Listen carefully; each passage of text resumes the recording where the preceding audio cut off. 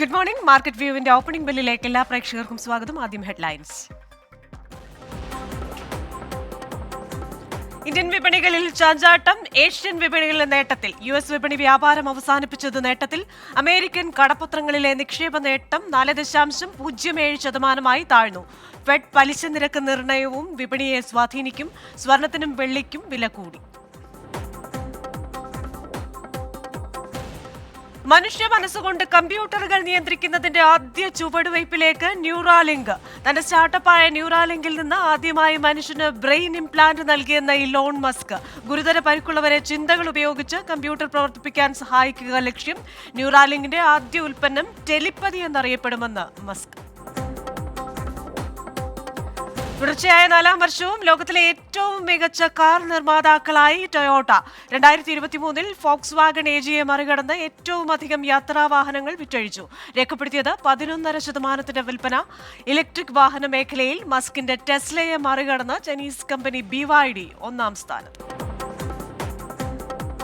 ചെങ്കടൽ പ്രതിസന്ധി വിലക്കയറ്റമുണ്ടാക്കിയേക്കുമെന്ന് ധനമന്ത്രാലയം. കൂടുതൽ ദൂരം സഞ്ചരിക്കേണ്ടി വരുന്നത് ഷിപ്പിംഗ് ചാർജുകൾ കൂട്ടും. വിദേശ വ്യാപാരത്തിൽ സമ്മർദ്ദമുണ്ടായേക്കുമെന്നും സാമ്പത്തിക റിപ്പോർട്ടിൽ ധനമന്ത്രാലയം. ഏഷ്യയിൽ വിദേശ നിക്ഷേപകരുടെ ഏറ്റവും ഉയർന്ന പണമൊഴുക്ക് ഇന്ത്യൻ ഓഹരി വിപണികളിൽ നിന്നെന്ന് റിപ്പോർട്ട്. വിദേശ നിക്ഷേപകർ ഇന്ത്യൻ ഓഹരി വിപണികളിൽ നിന്ന് $2.62 ബില്യൺ പിൻവലിച്ചു. രേഖപ്പെടുത്തിയത് 2023 ജനുവരിക്ക് ശേഷമുള്ള ഏറ്റവും വലിയ പ്രതിമാസ ഒഴുക്ക്. കമ്പനികളുടെ വരുമാനം കുറഞ്ഞത് നിക്ഷേപകരെ ജാഗ്രതയിലാക്കിയെന്ന് വിദഗ്ധർ.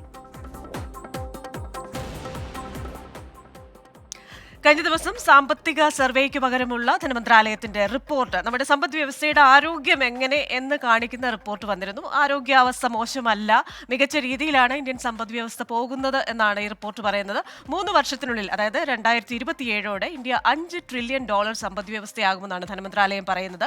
അത് ലോകത്തെ 3ാമത്തെ സമ്പദ് വ്യവസ്ഥ എന്ന നിലയിലേക്ക് ഇന്ത്യ എത്തും. അതേപോലെ തന്നെ 10 വർഷം മുമ്പ് $1.9 ട്രില്യൺ 10ാമത്തെ ഒരു നിലയിലായിരുന്നു, 10ാം സമ്പദ് വ്യവസ്ഥ എന്ന നിലയിലായിരുന്നു ഇന്ത്യ. ഇപ്പോൾ അവിടെ നിന്ന് 10ൽ നിന്ന് നമ്മൾ 5ലേക്ക് എത്തി. 5ൽ നിന്ന് 2027ഓടെ 3ലേക്ക് എത്തുമെന്നാണ് ധനമന്ത്രാലയത്തിന്റെ റിപ്പോർട്ട് പറയുന്നത്.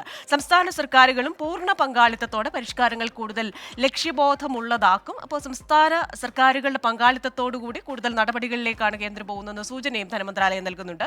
നിലവിൽ $3.7 ട്രില്യൺ ഇന്ത്യൻ സമ്പദ് വ്യവസ്ഥയുടെ മൂല്യം.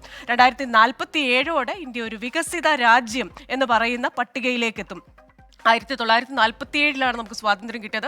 100 വർഷം കഴിയുമ്പോൾ 2047ഓടെ നമ്മൾ വികസിത രാജ്യം എന്ന അവസ്ഥയിലേക്ക് എത്തും എന്നാണ് ഈ ഒരു റിപ്പോർട്ട് പറയുന്നത്. ഇനി നമ്മൾ ഓഹരി വിപണിയിലേക്ക് വന്നു കഴിഞ്ഞാൽ ഇന്ന് ഏഷ്യൻ വിപണികളിൽ ഉയർച്ചയാണെങ്കിലും ഇന്ത്യൻ വിപണികളിൽ ഒരു ചാഞ്ചാട്ടമാണ് കാണുന്നത്. 17 പോയിന്റ് താഴ്ന്ന് 21,719 ദേശീയ ഓഹരി വിപണി അഥവാ നിഫ്റ്റി വ്യാപാരം നടത്തുന്നത്.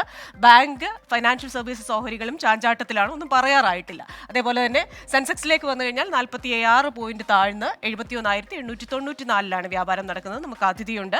ശ്രീ പോൾ തോമസ് ആണ്, executive director DBFS. Good morning Shri Paul Thomas. ഇന്നലെ നമ്മൾ വിചാരിച്ചത് ബജറ്റ് വരെ ഒരു കയറ്റം വിപണിയിൽ ഉണ്ടാകുമെന്നാണ്. പക്ഷേ ഇന്നൊരു ചാഞ്ചാട്ടമാണ് കാണുന്നത്. അങ്ങോട്ടാണോ ഇങ്ങോട്ടാണോ എന്ന് പറയാറായിട്ടില്ലാത്ത ഒരവസ്ഥ. അതേപോലെ തന്നെ വിദേശ നിക്ഷേപകർ കൂടുതലായി ഇന്ത്യൻ വിപണിയിൽ നിന്ന് പണം പിൻവലിക്കുന്നു എന്നൊരു വാർത്തയും വരുന്നുണ്ടല്ലോ. അതെന്താ ഈ വിദേശ നിക്ഷേപകർക്ക് ഇന്ത്യൻ വിപണിയിൽ ഒരു കോൺഫിഡൻസ് ഇല്ലാതാകാൻ കാരണം? Good morning. ഇന്ന് മാർക്കറ്റ് ഇന്നലത്തെ വലിയ ഒരു റാലി ഉണ്ടായതുകൊണ്ട് തന്നെ ഇന്നിപ്പോ മാർക്കറ്റ് വലിയ മൂവ്മെന്റ് മുന്നോട്ടില്ല. ചെറിയൊരു ബെറ്ററായിട്ട് ഓപ്പൺ ചെയ്തെങ്കിലും മാർക്കറ്റ് ഓൾമോസ്റ്റ് ഫ്ലാറ്റ് ആയിട്ടാണ് ഇപ്പോൾ നിൽക്കുന്നത്. FIIനെ സംബന്ധിച്ചിടത്തോളം അവര് ഇന്ത്യൻ മാർക്കറ്റിൽ വരുന്നത് ഒന്ന് ഇന്ത്യൻ മാർക്കറ്റിന്റെ ഫ്യൂച്ചറും അതുപോലെ ഇന്ത്യയുടെ ഡെവലപ്മെന്റും ഇന്ത്യയുടെ GDP ഗ്രോത്തും ഒക്കെ കാരണമാണ്. എന്നാൽ പോലും നമ്മൾ ഒരു കാര്യം മനസ്സിലാക്കേണ്ടതെന്ന് പറഞ്ഞാലും അവരും ലാഭം ഉണ്ടാക്കുക എന്നുള്ള ഒരു കാര്യമാണ് അതിന്റെ പിന്നിലുള്ളത്. അതുകൊണ്ട് തന്നെ അവര് വാങ്ങിക്കുന്ന ഷെയറുകൾ അവരൊരു പ്രത്യേക ലെവലിൽ എത്തുമ്പോൾ അവര് വിൽക്കുകയും ചെയ്യും, അവര് പ്രോഫിറ്റ് ബുക്ക് ചെയ്യുകയും ചെയ്യും. അതുകൊണ്ട് FIIs വിൽക്കുന്നു എന്ന് പറഞ്ഞതുകൊണ്ട് ഇന്ത്യൻ വിപണിയിൽ നിന്നും അവര് പിന്മാറിപ്പോവുക എന്നല്ല അർത്ഥം. അവര് വാങ്ങിച്ചത് പ്രോഫിറ്റ് ബുക്ക് ചെയ്ത് വീണ്ടും അവര് വിപണിയിലേക്ക് തന്നെ വരും.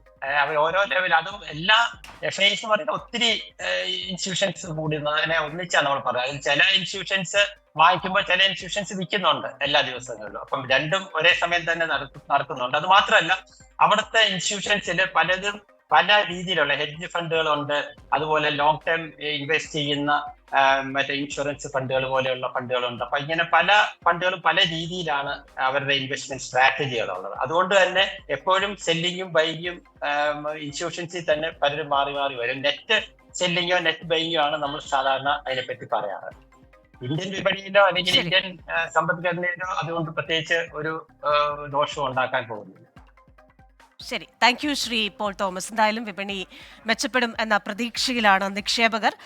വനിതകളുടെ സേവിങ്സിനായി 7% പലിശയോടുകൂടെ പോസ്റ്റ് ഓഫീസ് വഴി കൊണ്ടുവന്ന മഹിളാ സമ്മാൻ സ്കീമിൽ കേരളത്തിൽ നിന്ന് 72,000 വനിതകൾ ആ സേവിംഗ് സ്കീമിൽ അവരെ കുറച്ച് സേവ് ചെയ്യാൻ തീരുമാനിച്ചു എന്ന സന്തോഷ വാർത്ത വരുന്നുണ്ട്.